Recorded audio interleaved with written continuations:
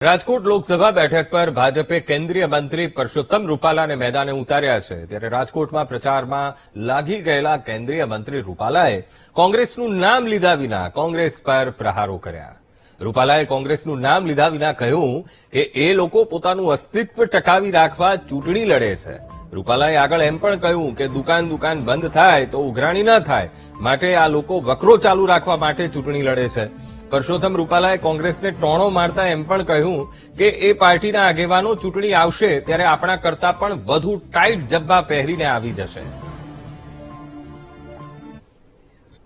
લોકો જે ચૂંટણીઓ લડે છે મિત્રો, એ પોતાના અસ્તિત્વ માટે છે। હવે તેને બચવા માટે આગળ આપણી દુકાન ચાલુ રાખવા માટે શું કરવું પડે? તો એ દુકાન ચાલુ રાખવાનું કારણ ઉઘરાણી હાટવું હોય। આ બધાને વકરો નથી થવાનો, પણ એ દુકાન ચાલુ રાખવા હાટું લડે છે, બીજું કઈ કામ છે? કોઈ કામ જ નથી। તમે એક પાર્ટીનું તમે અત્યારે વિગતવાર તપાસો શાસ્ત્રીય રીતે તો તમને ખબર પડે કે કોંગ્રેસ પાર્ટીની તો હવે શું વાત કરીએ। અર્જુનભાઈની સામે આપણે લડવાનું હોય, મારે એની વિશેના ભાષણો ને બધું મારે તૈયાર કાઢવાનું હોય। શું કરું? આજની તારીખ સુધી હજી હજી કાલ પછી નવું આવે જ નક્કી નહીં।